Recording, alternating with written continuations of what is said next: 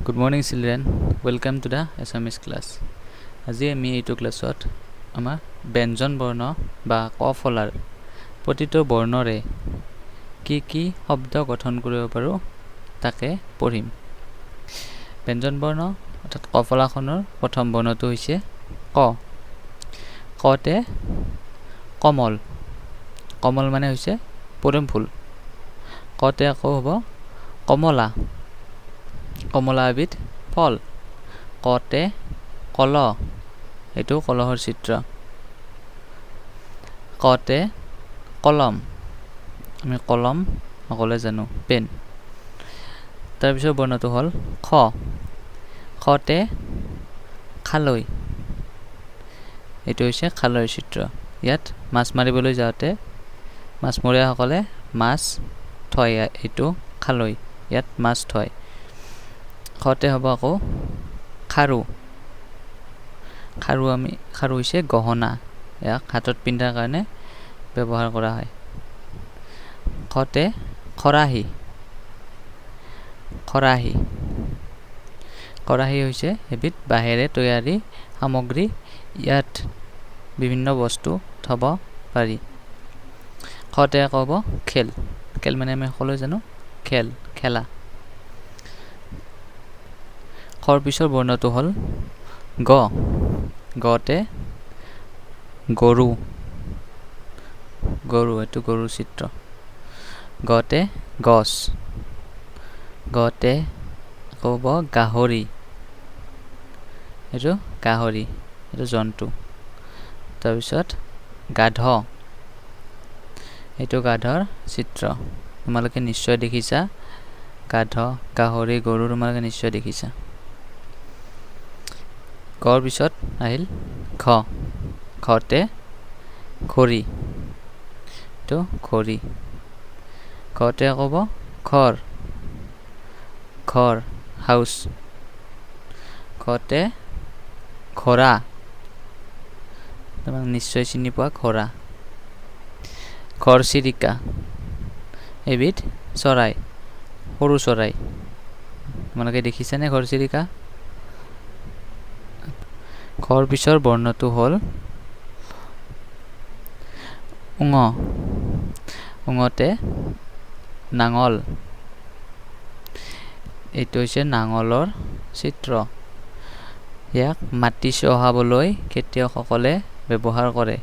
এই নাঙলেৰে মাটি চহোৱা হয়। ঙতে আকৌ হ'ব আঙঠি, আঙঠি, এইটো আঙঠিৰ চিত্ৰ, ৰিং। আঙুলিত মানুহে পিন্ধে এই আঙঠি, হাতৰ আঙুলিত। ঙতে বেঙেনা, এইটো হৈছে বেঙেনাৰ চিত্ৰ। বেঙেনা হৈছে এবিধ পাচলি। ঙতে আকৌ হ'ব আঙুলি, আঙুলি, আঙুলি মানে এইকেইটা হৈছে আঙুলি, হাতৰ আঙুলি। ঙৰ পিছত আহিল প্ৰথম চ। প্ৰথম চতে চৰাই, চৰাই, এইটো চৰাই চিত্ৰ। তাৰপিছত চকী, চকী অৰ্থাৎ চেয়াৰ, বহিবলৈ আমি ইয়াক ব্যৱহাৰ কৰোঁ। তাৰপিছত হ'ল চক, চক, বৰ্ডত লিখিবৰ বাবে ব্যৱহাৰ কৰে, সাধাৰণতে স্কুলত ব্যৱহাৰ কৰে এই চক। তাৰপিছত চতে চকৰি, এইটো হৈছে চকৰিৰ চিত্ৰ। বতাহত এই চকৰিটো এনেকৈ ঘূৰি থাকে। প্ৰথম চৰ পিছত আহিল দ্বিতীয় চ। দ্বিতীয় চতে ছোৱালী, ছোৱালী মানে গাৰ্ল, ইংলিছত গাৰ্ল, আৰু ইয়াক অসমীয়াত ছোৱালী বুলি কয়। দ্বিতীয় চতে হ'ব আকৌ চাবি, চাবি, এইটো হৈছে চাবি, ইংলিছত কি, KEY, কি। দ্বিতীয় চতে আকৌ ছাতি, এই ছাতি আমি কেতিয়া ব্যৱহাৰ কৰোঁ? বৰষুণত এই ছাতি ব্যৱহাৰ কৰোঁ, আৰু কেতিয়াবা বহুত ৰ'দ দিলেও ছাতি ব্যৱহাৰ কৰোঁ। ইয়াৰ ইংৰাজী নামটো হৈছে আমব্ৰেলা। দ্বিতীয় চতে ছাগলী, এবিধ জন্তু। আমি দেখিয়ে থাকোঁ ছাগলী, সাধাৰণতে আমি ঘৰত দেখা পাওঁ ছাগলী। তৃতীয় চৰ পিছত আহিল বৰ্গীয়া জ। বৰ্গীয়া জতে হ'ল জখলা। জখলা তো হৈছে জখলা চিত্ৰ। ওখ ঠাইত উঠিবলৈ আমি এই জখলা ব্যৱহাৰ কৰোঁ। বৰ্গীয়া জতে আকৌ জুই।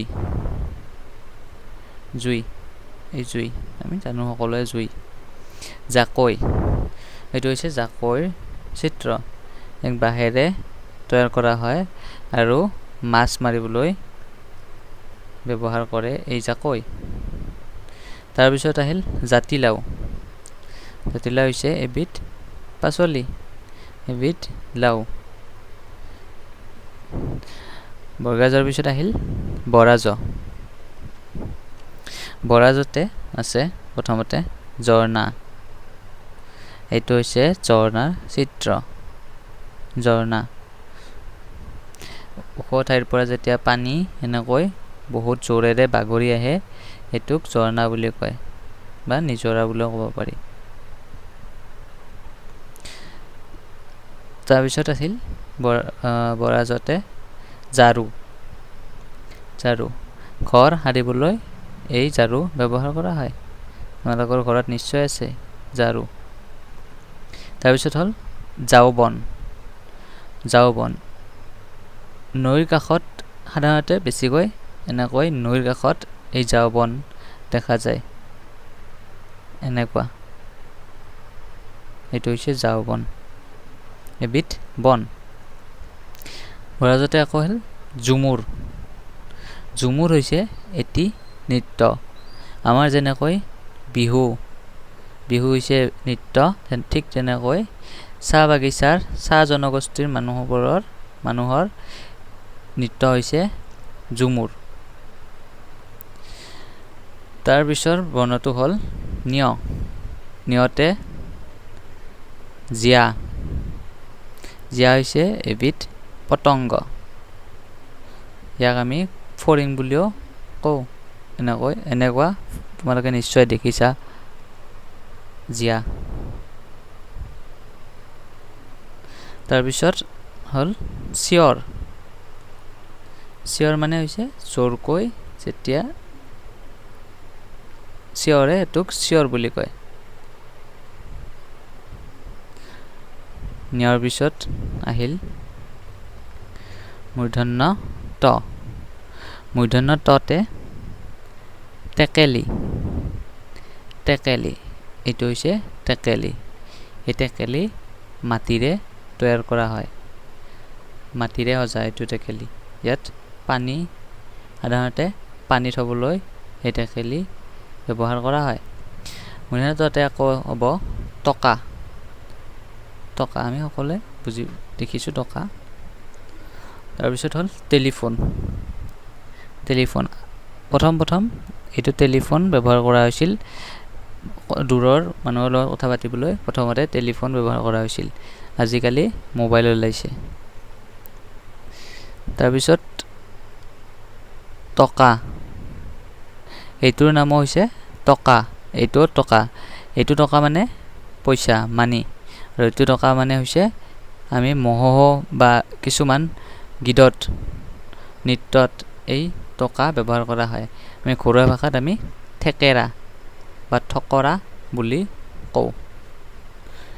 বিশেষকৈ এইটো আমি মহোহ দিবলৈ যাওঁতে ব্যৱহাৰ কৰোঁ। ইয়াৰ লিখিত নামটো হৈছে টকা। মূৰ্ধন্য তৰ পিছত আহিল মূৰ্ধন্য থ। মূৰ্ধন্য থতে হ'ব ঠগা। ঠগা, পুথি পঢ়িলে ইয়াত পুথিখন ধুনীয়াকৈ কিতাপখন এনেকৈ মেলি থ'ব সুবিধা হয় আৰু সেইকাৰণে এই ঠগাখন ব্যৱহাৰ কৰা হয়। মূৰ্ধন্য থতে আকৌ হ'ব ঠোঁট। ঠোঁট, ঠোঁট মানে এইটো পক্ষীৰ এই আগৰ অংগটোক, এইখিনি টান পক্ষীৰ থাকে যে এইখিনিক জোঙা, এইখিনিক ঠোঁট বুলি কয়। তাৰপিছত হ'ল ঠেলা গাড়ী তোমালোকে দেখিছানে বস্তু বহুত ওজনৰ বস্তু ইয়াত দি টানি নিবলৈ ব্যৱহাৰ কৰা হয় ঠেলা গাড়ী তাৰপিছত হ'ল ঠেং মানে যিকোনো পক্ষীৰ বা জীৱ জন্তুৰ ভৰিক ঠেং বুলি কয় ঠেং হ'ব তোমালোকে এইখিনি আজিলৈ পঢ়া বাকীখিনি আৰু পিছত দি দিম ধন্যবাদ